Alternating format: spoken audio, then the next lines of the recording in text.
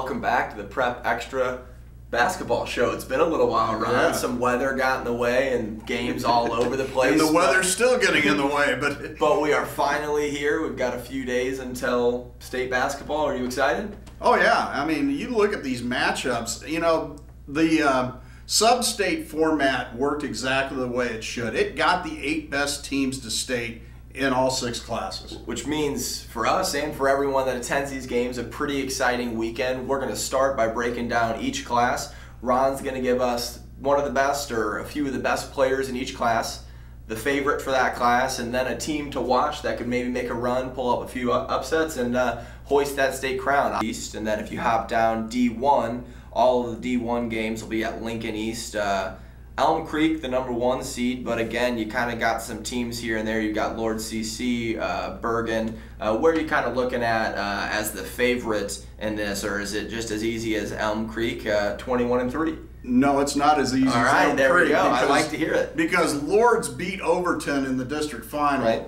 And Overton had just beaten Elm Creek. Okay. So, you know, actually at 8-16 and the 3-time defending state champion, Lords may very well be the favorite in that game. And they started the season, if I'm correct, 0-11 and then 1-11. Wow. 1-11. And their schedule was absolutely brutal. Right.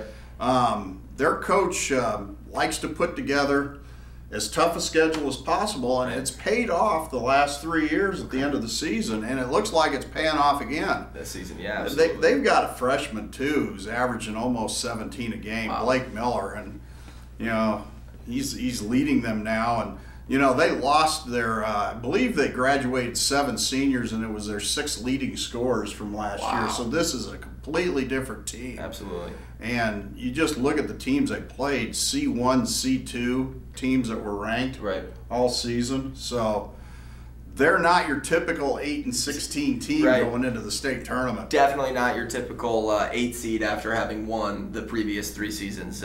You look kind of across the board there. I know you had mentioned earlier a player for Archbishop Bergen. Bergen is 17-8. They're the 4 seed, and they're taking on Fullerton, who was 18-6. Where do you kind of like about Bergen, and could they maybe make a run? Well, Bergen, I think, is probably them and Paxton are 1 and 2 in the rankings. Okay. Paxton's #1. They have Blake Brewster, a 6'9" center. Right.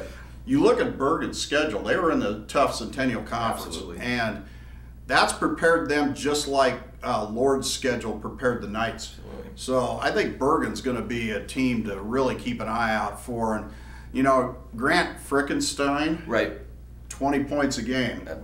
And he's one of the top individuals in D1. Absolutely. And I think between his ability as an individual player and then just their schedule and preparing, you know, the rest of that team, I think they're going to be awfully tough to beat. I had Fullerton preseason #1. Okay. So they're obviously a team that's in the mix too. Absolutely. And Paxton's down there. They're the 3 seed. They will play at 3:45 at Lincoln East against Walnut. You want to pronounce that for me? Juanita Palisade. That's my Lincoln for me. That's just getting they're way out in the southwest part of the state. Absolutely. Yeah. All right. Well, that's obviously another good field. On Friday, they'll have their semifinals at Devaney at 9 a.m. and 10:45.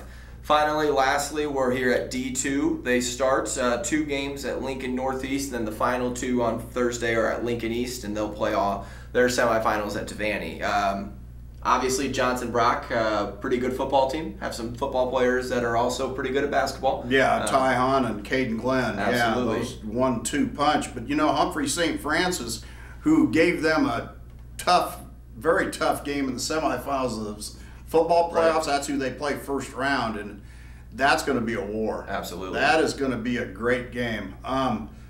Those top 4 or 5 teams in D2. Yeah. Very, very quality basketball teams. Riverside's the only unbeaten team remaining in that class. You know, they've got Traden Persowski, who is a first-team All-Stater last year. Great 3-point shooter. And then inside they got 6'7" Joseph Bloom. I mean, what a 1-2 combination. And you know, they were in the state finals last year. Lost to Fall City Sacred Heart in the finals, and of course, Fall City Sacred Heart is right there, back there in the mix. I mean, they've beaten Johnson Brock 3 times. Right. They're back at 24-1. They start with Blue Hill. They're the 1 seed, Blue Hill the 8 seed. So obviously Fall City Sacred Heart ready to kind of return to that, hopefully make another playoff run. Who do they have this season? Drew Bippus is the all-state point guard, and then Tyler Witt's their leading scorer. Okay. And he's really become a dominant type player for them. Okay, absolutely. Again, that's at Lincoln Northeast, the first 2 games, then Lincoln East, and Friday semifinals will be at Devaney.